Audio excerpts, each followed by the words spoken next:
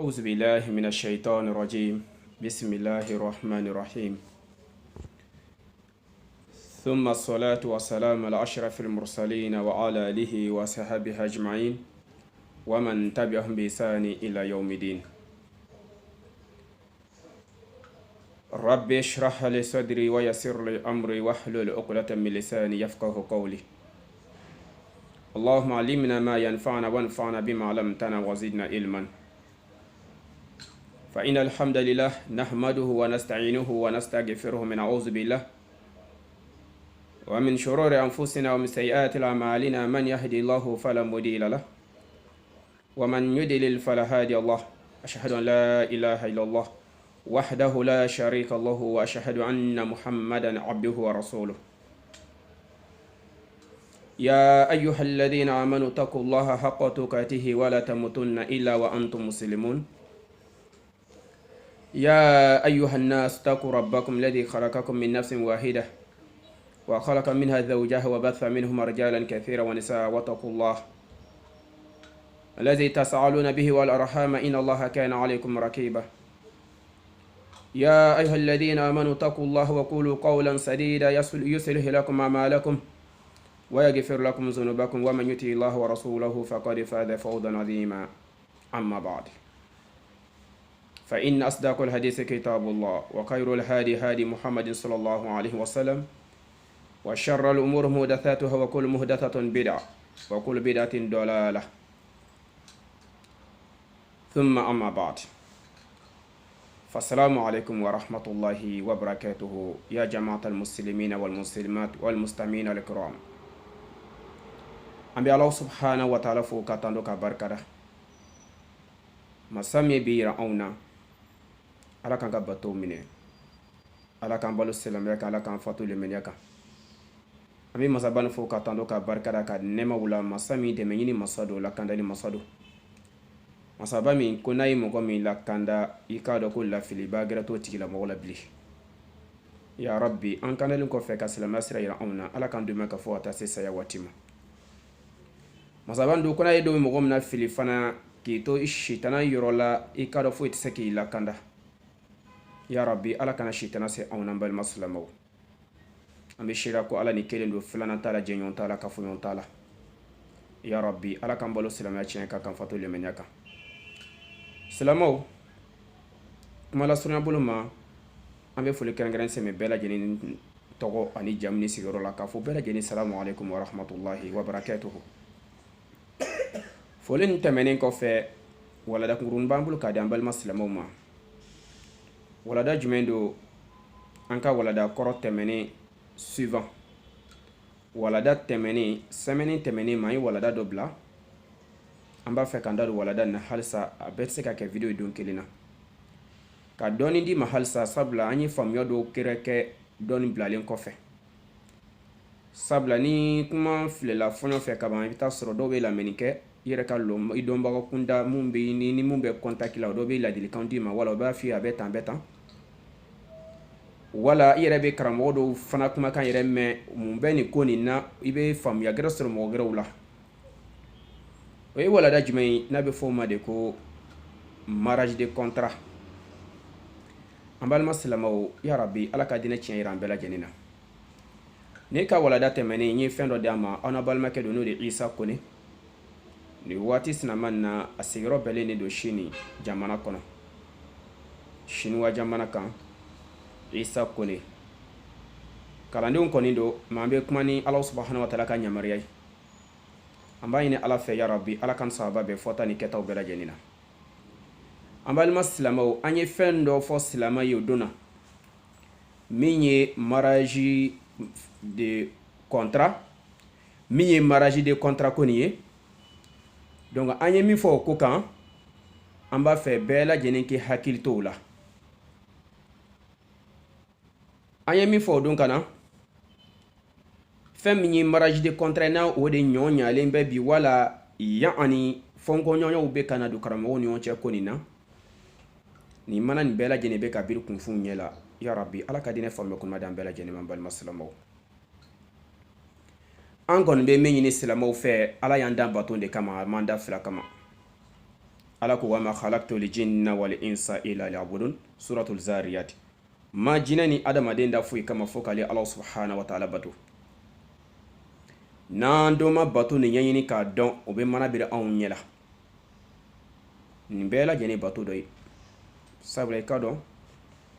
ala kra kote sallallahu alaihi wasallam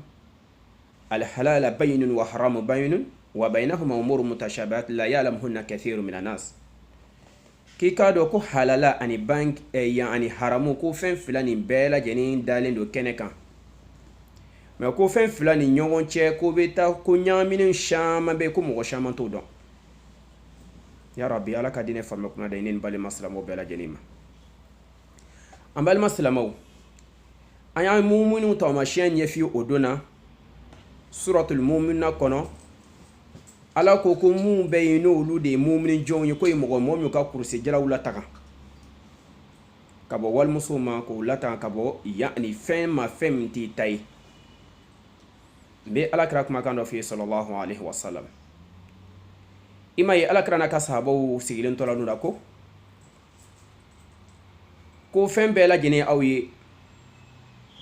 sɔdakati ni fɛn fɛn kɛ ala subhanahu wa ta'ala jati ka kama khasatan mais o kuma ye fɛn bɛ kɛ sariya kɔnɔ a tɛ kɛnɛ begayru shari'a a tɛ daga ye fɛn min tɛ kɛ diinɛ sariya kɔnɔ sariya kɔrɔ de alakira ye mina daga anw ye alakira de ci la kana anw ma kana diinɛ yira anw na de k'anw bɔ fili la donc min na daga anw ye a bɛ fɔ o ma de ko sariya o don kadiri kɔnɔna na ko hali ni aw n'a furumusow ka kafoɲɔgɔnya ko sɔrɔka dɔ de don k'i bɛ baraji sɔrɔ o la sahabaw ko alakira sallallahu alaihi wasallam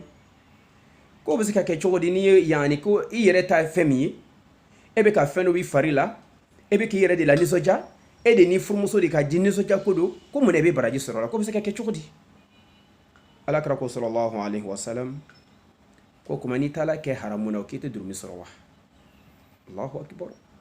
ko kuma n'i taala kɛ durumi na i taala kɛ fɛn na fɛn min t'i ta k'i tɛ durumi sɔrɔ wa sahaba ko k'i bɛ durumi sɔrɔ donc o yɔrɔ na fɛn min kɛlen ye halala ye ala de y'o ladaga i ye ala bato dɔ don n'i ye ala bato nin fana kɛ a kɛcogo la yani i n'a fɔ ala y'a fɔ cogo min na k'i b'o fana baraji sɔrɔ n'i fana taala ala fana sɔsɔ c'est au contraire min fana ye ala sariya tɛnɛ fana n'i y'o fana kɛ i fana ka dɔn k'i bɛ hakɛ fana sɔrɔ donc ni sahabaw kabakoya kosɛbɛ ka yira anw na balima salamaw muta ko ne an y'a f'i ye ko furu ko min de don kɔntara furu n'a bɛ f'o ma de ko furu damutali furu ni an bɛ hakili to an yɛrɛ la ala ye fɛn caman fɔ an ye mais siyamɔgɔw bɛ k'i bolo kɛ fɛn dɔ kan an ye faamuya caman sɔrɔ sabula an ye a karamɔgɔ dɔw kumakanw lamɛn lahalaya dɔw la yani dɔw caman b'i bolo da ni suratu nisa'i aya 20 ani aya 4 verset 24 suratu nisa'i bon suratu nisa'i verset 24 caman bɛ k'i bolo k'o la k'a fɔ ko muta'atu fɔla yen de ye ko b'a yira de ko muta kan ka daga diinɛ nin kɔnɔ n balima silamɛw n'an y'an sigi ka aya nin kɔrɔ filɛ u b'a yira an na de k'a fɔ ko ja jɛnɛ tɛ diɲɛ kɔnɔ wa ni u ko ko bɛ baara kɛ ni aya nin ko tiɲɛna ko ja ko muta bɛ daga sabula olu ka faamuya la an bɛ min fɔ silamɛw ye silamɛw k'i cɛsiri ala subhanahu wa ta'ala ye diinɛ nin da kɛnɛ kan fiyewu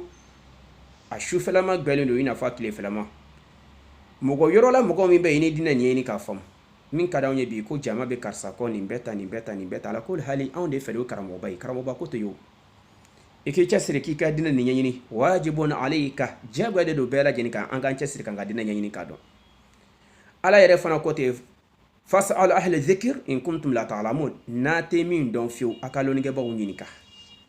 ne bɛ min f'i ye ni sɛgɛlen don kumakan na i b'a lajɛ i ka karamɔgɔ ɲininka karamɔgɔ b'a ka diinɛ dɔn mais i ka dɔn ala ye fɛn dɔ fɔ an ye ko wa in tanaza'atum fi shay'in farudduhu ila Allahi wa rasulihi ko ni fɔnkɔɲɔgɔnya nana don aw ni ɲɔgɔn cɛ ko la a ka kɔsegin ka taa ala ka kitabu ma kuma nin kiti bɛ cogo di kuranna kɔnɔ wala kira ye mun fɔ kuma nin na fa in tanaza'atum fi shay'in farudduhu ila Allahi wa rasulihi ni fɔnkɔɲɔgɔnya nana don aw ni ɲɔgɔn cɛ ko la a ka kɔsegin ka taa ala ka kitabu ma kiti jumɛn b'a la kuranna kɔnɔ wala kira ye mun fɔ la kuranna nana de jumu la tan ko turubala k'a di kira bani ma sallallahu alaihi wasallam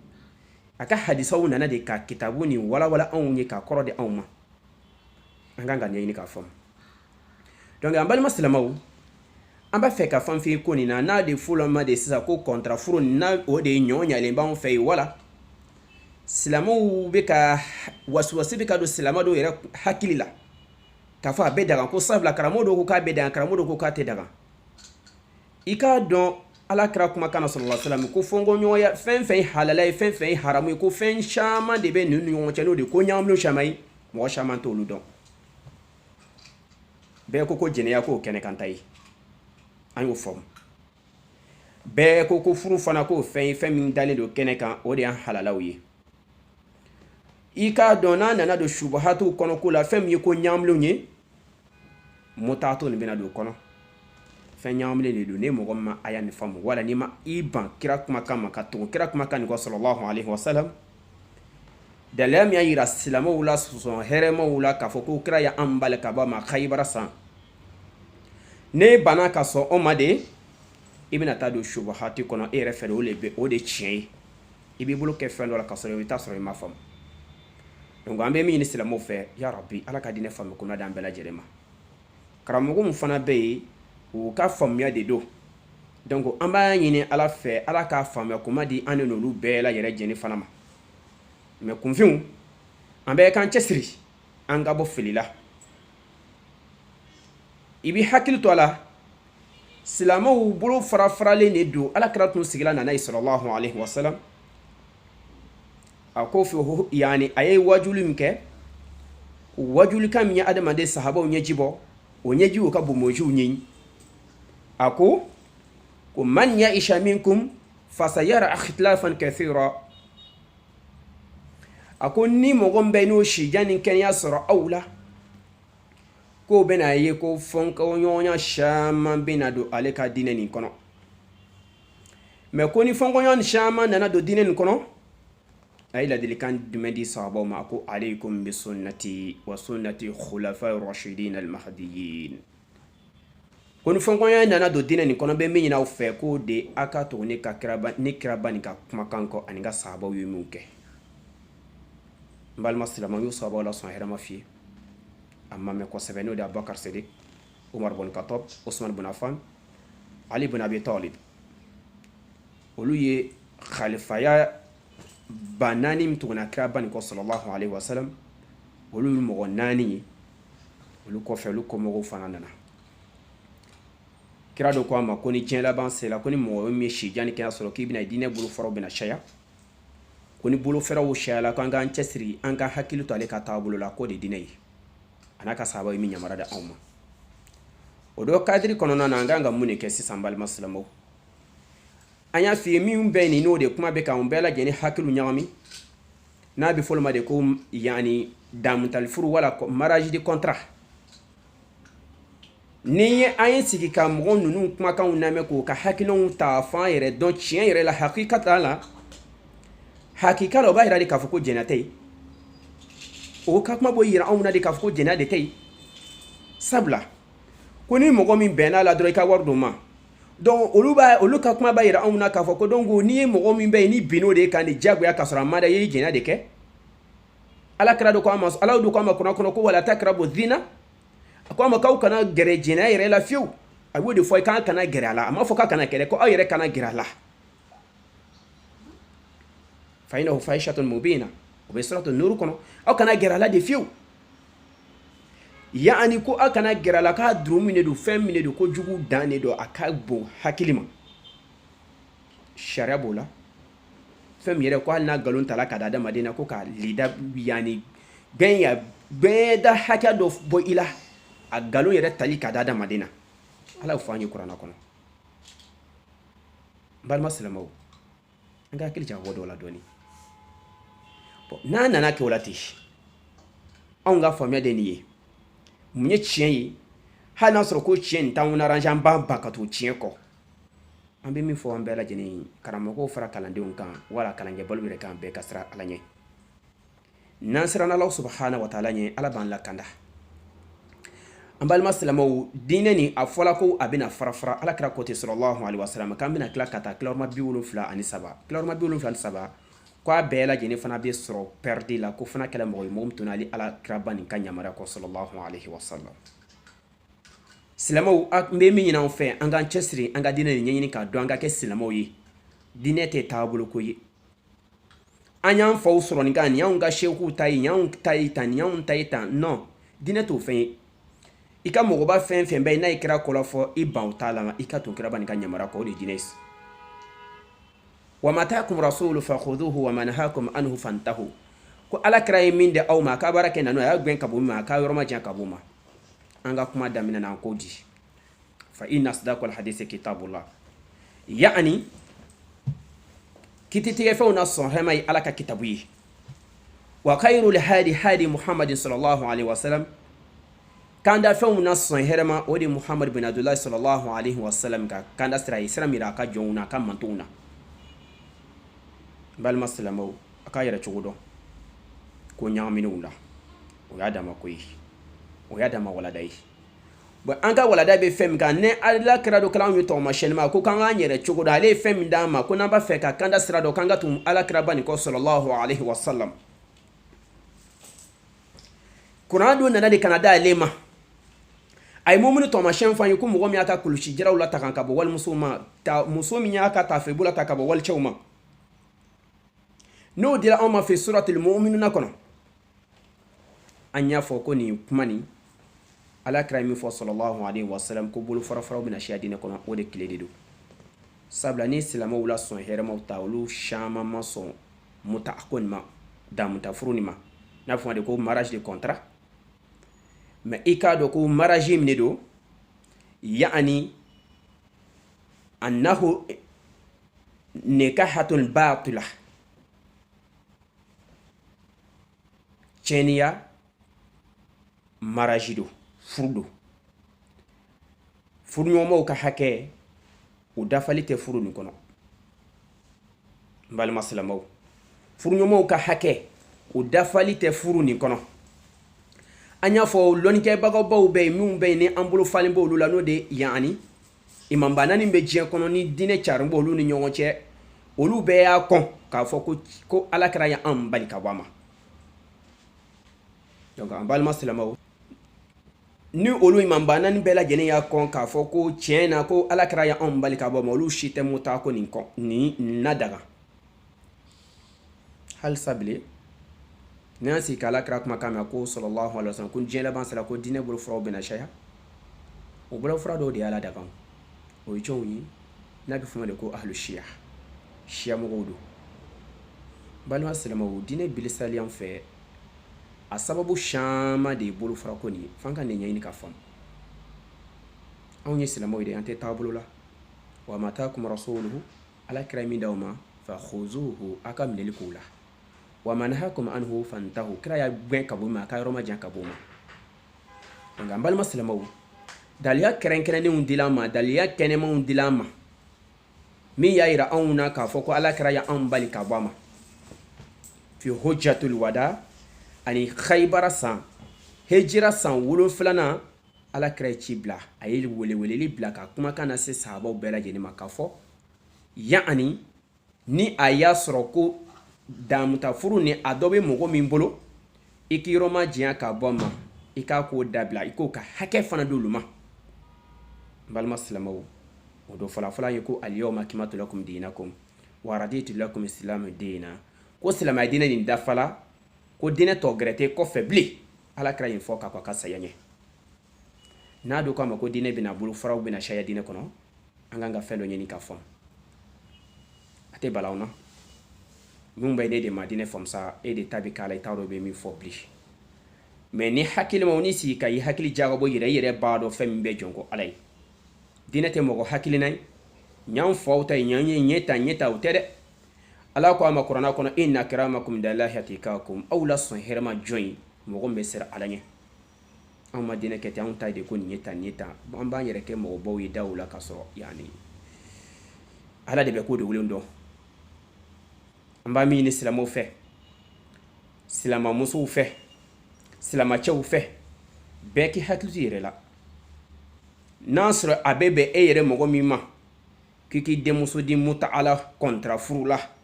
n'a sɔrɔ i ka danbe bɛ sɔn o ma kira kɔni ka yamaruya tɛ kira ka yamaruya tɛ karamɔgɔ dɔw ko k'a bɛ daga ye an kan t'olu karamɔgɔw kumakan ma kira de ka yamaruya tɛ sabula furu nana de ka fɛn dɔ bali furu nana de ka adamadenw yan ani ka danbew to an nɔ na an siw ka saya an ka kira ka mantonw na saya o kama a y'a fɔ anw ye ko fo ka muso furu fo muso naani n balima silamɛw muso naani furu dagani ye i b'a lajɛ o ni e ni dɔ ma se ka vaji t'a lajɛ ni dɔ ka vaji an ka jateminɛ dɔ kɛ ni o vaji dɔ ka gɛlɛn ma ala kira nana fɔ an ye yɔrɔ dɔ la sallallahu alaihi wasallam a ka denmisɛnw ye o a denmisɛnnamɔgɔw a ka sun ni furu ka gɛlɛn aw min ma a ka sun dɔ ka bɔ a ka shahawaw la dɔ ka bɔ a ka shahawa la o b'a la tan ka bɔ jɛnɛya ma o b'a la tan ka bɔ kulonkɛ ma ni ala kira in d'a ka sahabaw ma a ka mantonw ma a y'o de ladilikan di sahabaw ma e mɔgɔ bɛ k'i don ma kɛ i kɛra cɛkɔrɔba ye kaba wala i kɛra baliku ye kaba i ye furu kɛ ko mɔgɔ bɛ ni furu ka gɛlɛn ma furu se t'aw ye fiyewu k'a ka sun saya a ka nafila sun saya ala ka dɔ bɔ aw ka shahawaw la ni dɔ bɔra shahawaw la i b'a ye i kana don ala tɛnɛw la donc an balima silamɛw an bɛ ɲini silamɛw fɛ yarabi ala ka diinɛ faamuya kuma d'an bɛɛ lajɛlen ma a mago b'i k'i bolo kɛ aya min na n bɛ aya nin kuma f'i ye k'a faamu suratu nisa'i ya'ani aya 20 ani aya 4 kuma bɛ ka ko yɔrɔ de ma k'a fɔ k'u b'a danga de k'a bɛ fɔ yɔrɔ min na ko ya'ani ko ma stata'tum bihi minhunna fatuhunna ujurahunna farida o bɛ k'i bolo kɛ nin kumakan nin ma k'a fɔ de ko o b'a yira de ko muta bɛ daga kuma nin ka kɔ aya nin ye aya camanba de kɔnɔ ye suran kelen nin na k'a daminɛ aya joli ma aya 20 ani 1 na o bɛɛ lajɛlen bɛ kuma muso min bɛ yen n'olu tɛ daga cɛ ye k'olu furu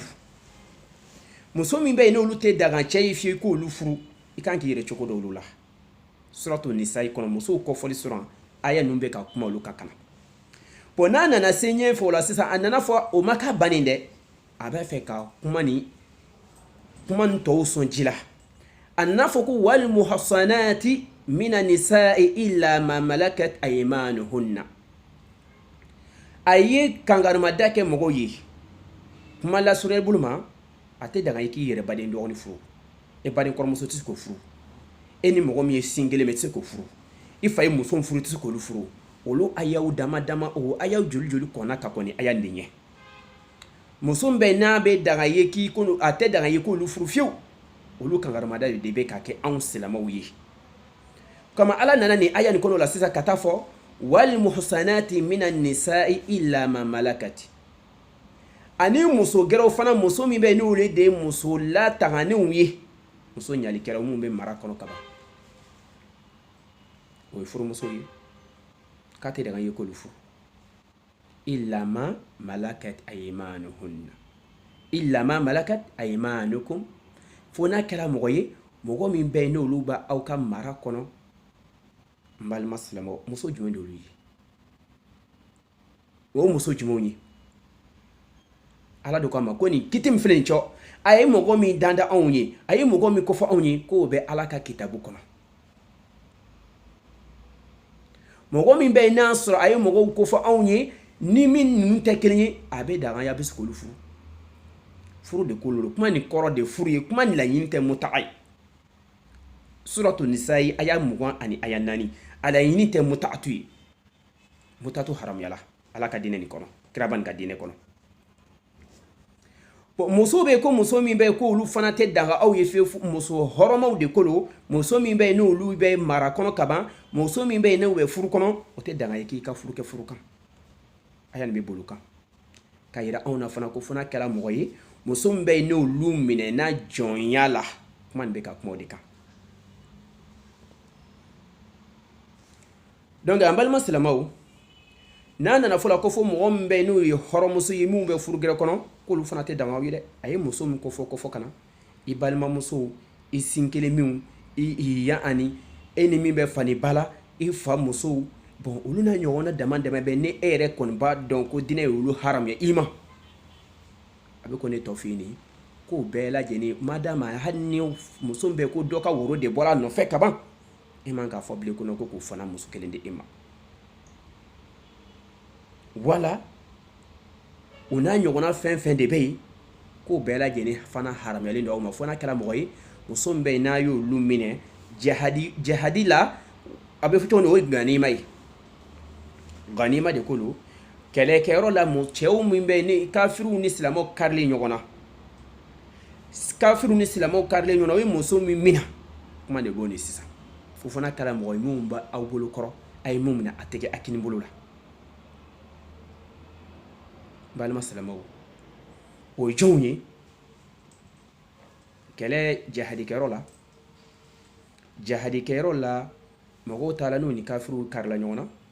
n'u ni kafiriw karila ɲɔgɔn na cɛw bolilen wala o cɛw faga o y'olu musow minɛ ka na o musow bɛ jate jɔnw ye n'olu kɛra jɔnw ye ni e mɔgɔ min b'a fɛ k'olu furu min y'i ka jɔnya mara kɔnɔ an ka biya jɔnya ko tɛ dɛ an bɛ alakira ka jɔnya yɛrɛ kiti yɛrɛ de ma kuma nin bɛ ka k'o de kan donc ko jɔnmuso ninnu lɔnkɛbaa dɔ b'a yira anw na a y'a nin bɛ bolo yɔrɔ position na k'a fɔ o jɔnmuso ninnu filɛ olu bɛ se k'a ladaga sabula olu b'i ka mara kɔnɔ i y'olu mara kɛlɛkɛda de la olu b'i ka mara kɔnɔ ayiwa n balima silamɛw n'u n'a ɲɔgɔn dɔ tɛ wala mɔgɔ wɛrɛ bɛ se k'olu jɔnmuso fana furu ni e ka diɲɛ in a bɛ se ka furu e jɛnna k'a d'o tigilamɔgɔ ma o bɛ se ka kɛ sabula a b'e de ka mara kɔnɔ jɔnmuso bɛ se ka daga ye i n'a fɔ an y'o fɔ an ka kuma dɔw kɔnɔ ka kɔrɔ i n'a fɔ furumuso bɛ daga ye cogo min na ala y'o de ko la sa kuranna kɔnɔ ko nin kuma min filɛ nin cɛ ko nin bɛ ala ka kitabu de kɔnɔ a bɛ ala ka kitabu kɔnɔ diyagoya de don kuranaba nin kɔnɔ i n'a fɔ kira b'o walawala da anw ma cogo min na a ko muso tɔw fɛn fɛn bɛ yen sisan sa min tɛ nun kɔnɔna ye k'o bɛ daga anw ye n balima silamɛw o la ko aw furumuso ninnu n'a nan'olu ma ne b'a fɛ ka muso furu sisan diinɛ kɔnɔna na sariya kɔnɔna na n balima silamɛ k'i bɛna o ma ni ɲali sira ye am tabtagu bi amwalikum muhsinina ghayra musafihina ni mɔgɔ min bɛ yen n'olu de kɔfɔla ka min balima kunda i ni fa ka muso furu sirilenw na ɲɔgɔnnaw damaw sin kelenw i yɛrɛ wolodenw olu na ɲɔgɔn bɛ k'i tɛ se k'olu furu fiyewu n'o de confirmer don i fɛ donc min tɛ o kiti kɔnɔ ko i bɛ se k'olu furu a ma fɔ ko mu taa dɛ kini bɛ se k'olu furu k'i kɛ na olu ma ni i ka nafolo ye i bɛ na o ma ni ɲali sira ye ghayra musafihina i bɛ na o ma a tɛ kɛ ni tiɲɛni sira dɛ musafihina ni n'a y'o kɔrɔta jɛnɛya b'o kɔnɔ i bɛ na o ma ni ɲali sira ye ni kilenya sira ye ni hɔrɔnya sira ye ni danbeya ye k'olu furu siri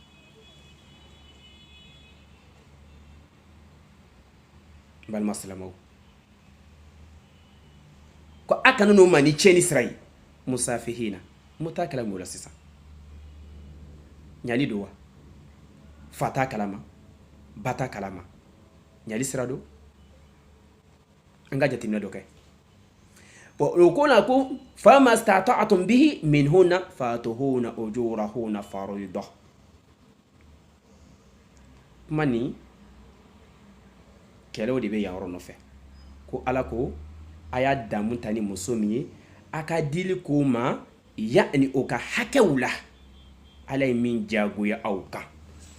n balima silamɛw kuma nin faamuyalen tɛ koyi fama stata'tum bihi minhunna fa'atuhunna ujurahunna fariidatan ala ko a ma a y'a damu ni muso min ye lɔnnikɛbaa dɔw b'a yira na kuma min tun kan ka kɛ ɲɛfɛ o nana kɔfɛ ala tun kan k'a fɔ aya tun kan ka kɛ langali n'i b'a tafsir kɛ i ma ɲi dɔw bɛ tafsir kɛ u bɛ taa kuma la kelen cogo la u b'a fɔ ko fa'atuhunna ujurahunna fariida ma stata'tum bihi minhunna a tun kan ka fɔ de a ye dili k'o ma o ka hakɛ la damu bɛ tɛmɛ aw ni muso min ni ɲɔgɔn cɛ dɔw b'a tafsir k'i ye ten mais dɔw b'a langali ye k'a fɔ damu tɛmɛna i ni muso min cɛ o de ye furumuso ye o min tɛmɛna furulabato tɛmɛna i ni muso min cɛ k'i k'a ka hakɛw d'a ma fariida nin ye mun ye ala ye min diyagoya aw kan furunafolo de ko de don balima silamɛw furu dɔw bɛ kɛ muso juru bɛ don mɔgɔ la hali furanfolo tɛ sɔrɔ ka d'a ma kuma laɲini fɛn min ye k'a fɔ de ko i ye furu kɛla ka ban furu tɛmɛnen kɔfɛ sisan hali ni a y'a sɔrɔ ko furu de bɛ ni a tigilamɔgɔ ni ɲɔgɔn cɛ k'e b'a fɛ ka furu sa ni a y'a sɔrɔ i m'a ka furanfolo d'a ma réclamation de bɛ ka k'i ye avertissement de bɛ ka d'i ma ko diyagoya i damu ta n'a ye wala i bɛ n'i damu ta n'a ye n'a sɔrɔ furu de tɛmɛna aw ni ɲɔgɔn cɛ ka ban yani i damu ta ni furumuso ni furulabato tɛmɛna aw ni ɲɔgɔn cɛ an bɛ hakɛto ɲini kɛ silamɛw fɛ ko i k'a ka hakɛ d'a ma diyagoya o de ye furunafolo de ye n'i ma furunafolo di hakɛ b'i ni ala cɛ alikiyama don na ala bɛ se k'i jan ka taa dɔ fɛ donc an balima silamɛw kuma ni laɲini ye furu ye o bɛ k'i bolo kɛ nin de aya nin na ka taa fɔ anw ye de k'a fɔ ko o ye kuma ye fɛn min bɛ base muta'atu kan mastata'tum bihi minhunna fatuhunna ujurahunna i ko ka hakɛ d'u ma faridatu ye yani hakɛ min bɛ n'o de furu nafolo de diyagoya i kan i k'o de di o t'a yira de k'a fɔ ko ni muso min bɛ na min kan yɔrɔ min na k'i k'o ka hakɛ d'a ma k'o y'a sara ye o bɛ k'o de kuma ni miiri k'o kɛ de ko ni muso bɛ na min kan k'i k'o ka a sara d'o ma o kuma b'a yira de mun bɛ taa sungurubaw ta o mun bɛ taa yani ni muso bɛ na kare kɔnɔ yɔrɔ min na i n'o ka bɛn wari dɔ kan k'o di o y'a kɛlen halala ye o b'a yira ko jɛnɛya kɔni tɛ diɲɛ kɔnɔ ala ma jɛnɛya haramuya anw ma wa an ka hakili jagabɔ an bɛɛ lajɛlen ka hakili jagabɔ dɔɔni an ka hakili to kumaw la an ka jateminɛ dɔ kɛ o yɔrɔ nin na ala ko jalakilitaw kɔfɛ dɛ madama a kɛlen kɔfɛ ka nun furu tɛmɛna ni mɔgɔ min cɛ a kɛlen kɔfɛ k'olu ka hakɛ don olu ka hakɛ dafa aw n'olu cɛ k'olu ka furunafolo fana d'olu ma ka occupé o la i n'a fɔ sariya fɔ ɲɛ min ma ko madama n'a kɔni y'o kɛ ko jalakilita aw kan bilen n balima silamɛw i k'a dɔn ko masabani ye ko dogolen dɔ masa don kiti tigɛli masa de don masa min ye masa funisere ye nin bɛ suratu nisa'i kɔnɔ aya 20 ani aya 4 o bɛɛ bɛ ka base yɔrɔ ne kan ko nin ye mutako ye n balima silamɛw dinɛ ala ka faamuya ko d'an ma ka kɔni aya ɲɛ aya nin bannen kɔfɛ aya dɔw bɛna kuma olu bɛɛ bɛ ka kuma furuko de kan ka kɔni aya ɲɛ muso bɛ daga cɛ ye dɔw b'a yira na k'a fɔ fana ni aya jiginna waati min na mɔgɔw tun bɛ nafolotigiw tun bɛ muso yirika furu dɔw tun bɛ se ka muso 10 furu dɔw bɛ se ka muso 9 furu dɔw bɛ se ka muso 8 furu ko aya nin nana fana k'a yira mɔgɔw la de aw ka hakɛ dan muso kow la muso 10 bɛ min bolo olu k'u ka musow bɛɛ furu sa ka tɔ to muso 4 ye muso 8 bɛ min bolo a ka musow bɛɛ furu sa ka tɔ to muso 4 ye nafolotigiw tun b'u ka musow cɛ ka kɛ ɲɔgɔn kan dɔw bɛ aya nin fana yira n'o cogo la donc an balima silamɛw hakika la ni aya nin tɛ kuma muta'atu kan min ye k'a yira de ko an ka damutali furu ko k'a ladaga ni aya nin tɛ kuma o kan anw ye madama ni an kɛla diinɛ ni faamuyabaga ye hakika la sahabaw nana hejira kɔfɛ bɔlen kɔfɛ Maka ka taa Madina furu tun ka gɛlɛn dɔw ma musow fana tun ma siya diɲɛ kɔnɔ kow tun ma nɔgɔ donc dɔw tun bɛ se ka damuta furu na tun bɛ kɛ mais alakira y'an bali ka ban ma an y'o de d'i ma Muslim ka hadisa kɔnɔ 1406 an y'o de kuma f'i ye o don na i bɛ hakili to la Muslim ka hadisa kɔnɔ bɛ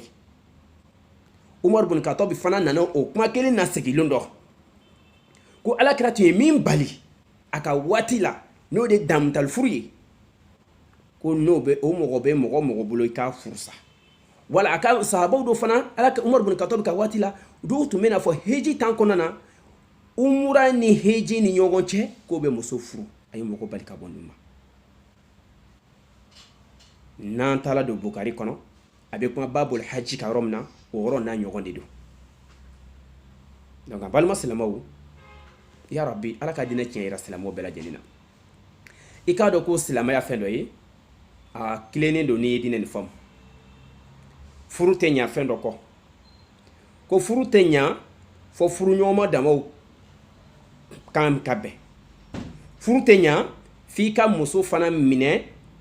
tigi ka sɔrɔ muso nin na muso tigi ka sɔrɔ la cogo di masaw ka jɛ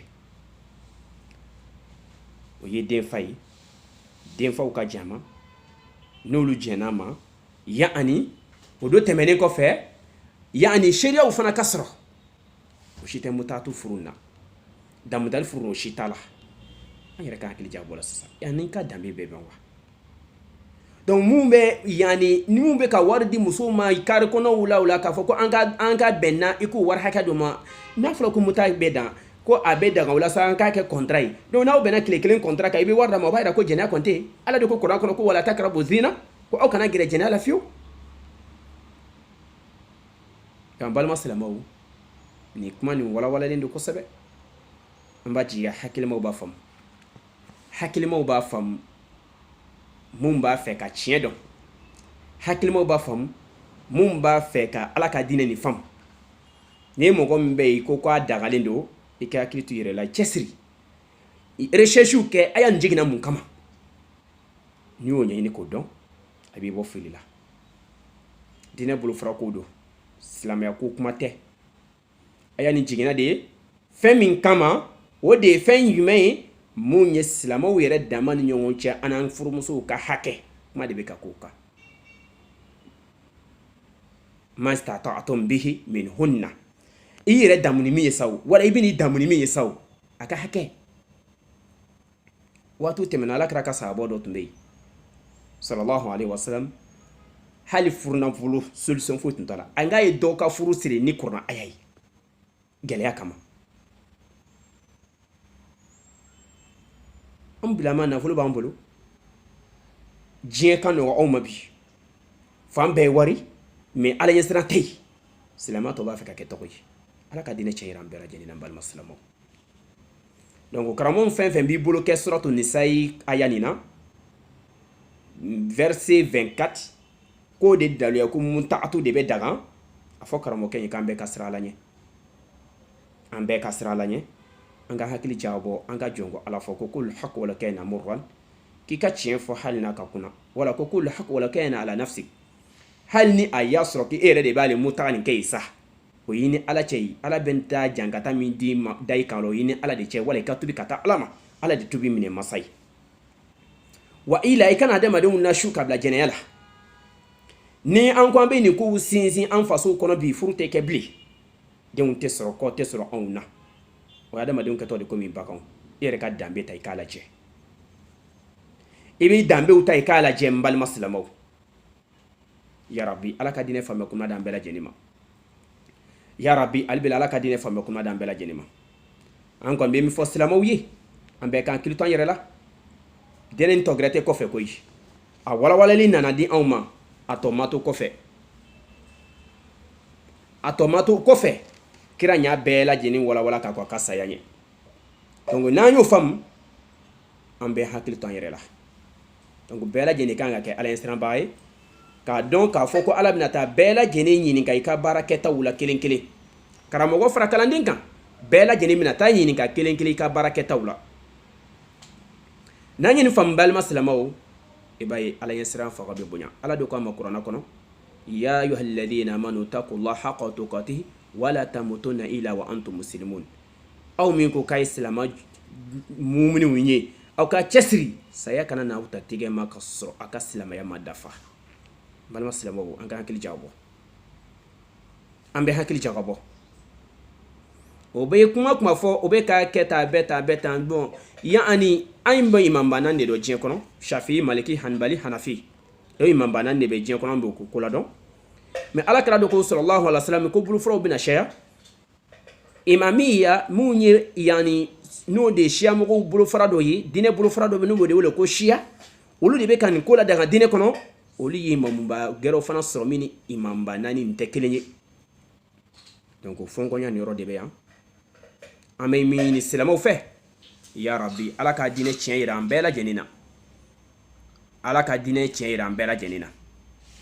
donc daluya tɛ yen nkalon bɛ ka da kira la nkalon bɛ ka da kira bɔnsɔnw na badara y'u la donc kira dɔ ko alaykum bi sunnati wa sunnati khulafa rashidina a ma sahaba fisa ni sahaba ye dɔw ko umaru bin katob de ye mɔgɔ bali a dun ma mɔgɔ bali ka bɔ fɛn ma a ye ala kira kumakan de lasegi mun tun b'a kɛ heji fana tan kɔnɔ na a ye mɔgɔw bali ka bɔ a ma kira do kama alaykum bi sunnati wa sunnati khulafa rashidina a ka tugu ne ka sira kɔ ani ka sahaba ye min kɛ kuma nin kɔrɔ de b'o ye donc an bɛ min fɔ silamɛw ye ala ko an ma kuranna kɔnɔ mun bɛ yen n'o tɛ fɛn dɔn wala ni ala ɲɛsira fanga de man bon ala y'anw na di ni ala ɲɛsiranya ye ko wala qad wasayna alladhina utul kitaba min qablikum wa iyyakum an taqullaha suratu nisa 1 verset 131 ala ko aye anw na di muhammad ka mantonw na di ni mɔgɔ la di ka ko aw ɲɔfɛ n'o de yahudiyaw ni nasaraw ye k'an bɛɛ ka siran ala subhanahu wa ta'ala ɲɛ donc wa ma ataakum rasul fa khuzuhu ala kira min da aw ma a ka baara kɛ n'o dɛ a y'an gɛn ka bɔ a ma an y'o hadisa numéro di ma 1406 muslimu kɔnɔ an gbɛna ka bɔ a ma ala kira y'o kɛ khaybara sana ka kila fana yani makan da yɛlɛ na ka kila ka silamɛw fana gbɛn ka bɔ a ma umar bin khattab nana se o kuma kelen kan badri ali fana nana se o kuma kelen nin fana kan o ma kuma kura sinsin o y'a fɔ de ka kira tun ye min fɔ ka kɔrɔ an bɛ ka sigi waladakew de ka aw ye n balima silamɛw e mɔgɔ min b'a la dan san i kɛ hakili jagabɔ dɔɔni ala de ko a ma kuranna kɔnɔ am lahum shuraka'u shara'u lahum min ad-din ma lam ya'zan bihi Allah ko mɔgɛrɛ de bɛna hakilan la aw la fɛngɛrɛ la danga o n'u ye diinɛ kɔnɔ ka sɔrɔ ala ma min yamara di a ka kira ma min yamara di wa o bɛ suratu shura kɔnɔ verset 21 an ka jateminɛw kɛ ala ko a ma in kuntum tuhibbuna allaha fattabi'uni yuhibbukum Allah wa yaghfir lakum dhunubakum ko n'a sɔrɔ aw dalen don ala la ala kanu b'aw dusukun na ala de ye arijinɛ tigi ye jahanama tigi fana don an ka sira ala ɲɛ an ka sira ala ɲɛ an ka tun kira ba nin kɔ n'an tuguna kira ka yamaruya kɔ n balima silamɛw ko kira ala subhanahu wa ta'ala b'an kanu ni ala y'an kanu a bɛ tila k'an durumu yafa fa ya ibadallah n'a y'an durumu yafa durumu yafa masa de don hinɛ masa de don arijinɛ jɔlen don silamɛw kama adamadenw kama donc n balima silamɛw a do tɔmasiyɛn dɔ fɔ an ye an k'an hakili to an yɛrɛ la dɛ diinɛ la bolofara ko nin an bɛna walada gɛrɛla bɛn o kama waati n'a nataw la an ka walada bɛ fɛn min kan o de ye mota ko nin ye mais an bɛ min fɔ karamɔgɔ ye ala y'an na di ni ala ɲɛsiranya ye a ye fɛn dɔ fɔ an ye ko an bɛ hakili to an yɛrɛ la ko falyahdhar alladhina yukhalifuna an amri an tusibahum fitna aw yusibahum adhabun alim silamɛw n bɛ ladilikanw d'aw ma n'an ma hakili jagabɔ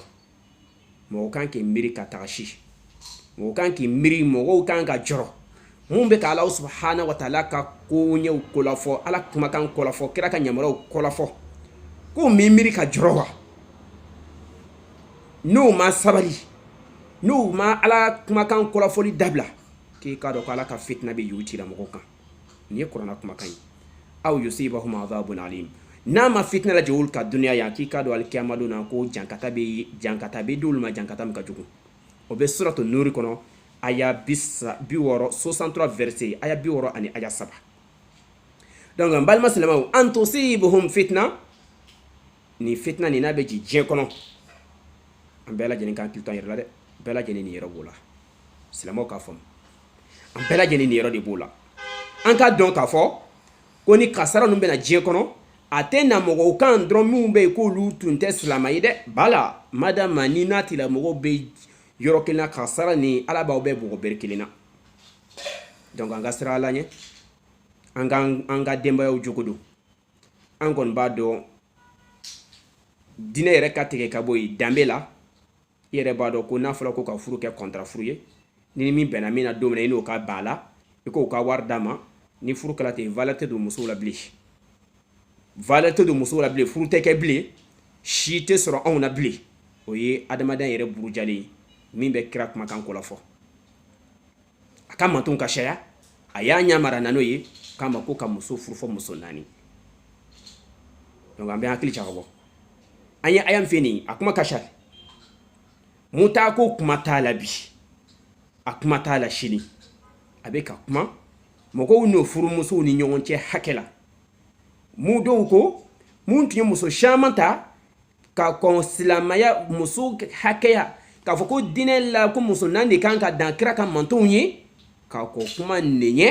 yan ani a tun fɔlɔ da de dɔw tun b'a ta de waritigiw b'a ta de fo muso yirikaw la ko de kama ala de a y'a lajigin k'a fɔ a ka hakili to a yɛrɛ la n'a bɛ min bila hakɛ min b'a n'olu cɛ a b'o ka hakɛ d'olu ma nin jate fila nin an bɛ hakili jabɔ nin fila bɛɛ lajɛlen na mutaa ko kuma tɛ yan ma istata'tum a y'a damu ni minnu ye a k'o ka hakɛ d'o ma o ye furunafolow ye o tɛ mutaa ye donc ya rabbi ala ka di ne faamuya kuma d'an bɛɛ lajɛlen ma a n'a balimakɛ a n'a ka kalanden alhaji isa kone min sigiyɔrɔ bɛnnen don sini ma inshallah ni mɔgɔ mako b'an ka information na wala i mako bɛ ɲininkali la an na ko nin na halisa i bɛ replay kɛ i bɛ ɲininkali kɛ wala i bɛ ka numéro bila i ka yan ani message lamɛnni kɔfɛ i bɛ se ka bila an ka nin video duguma inshallah an bɛ ɲɔgɔn bilasira ni an ka kalandenya faamuya ye ya rabbi ala ka ni sababa bɛ fɔta ni kɛtaw la ala ka tiɲɛ yira an silamɛw la ala ka diinɛ ni faamuya ko d'an ma an ta ka kɛ silamɛko ye an ta kana kɛ diɲɛ ko ye a kana kɛ yan ani nidenw ko ye karamɔgɔw kalandenw kalankɛbaliw ala k'an bɛɛ sɔn ala ɲɛ siran la ala ka diinɛ faamuya ko d'an bɛɛ lajɛlen ma aqulu qawli hadha astaghfirullahi wa lakum likulli dhanbin fa innahu huwa ghafurur rahim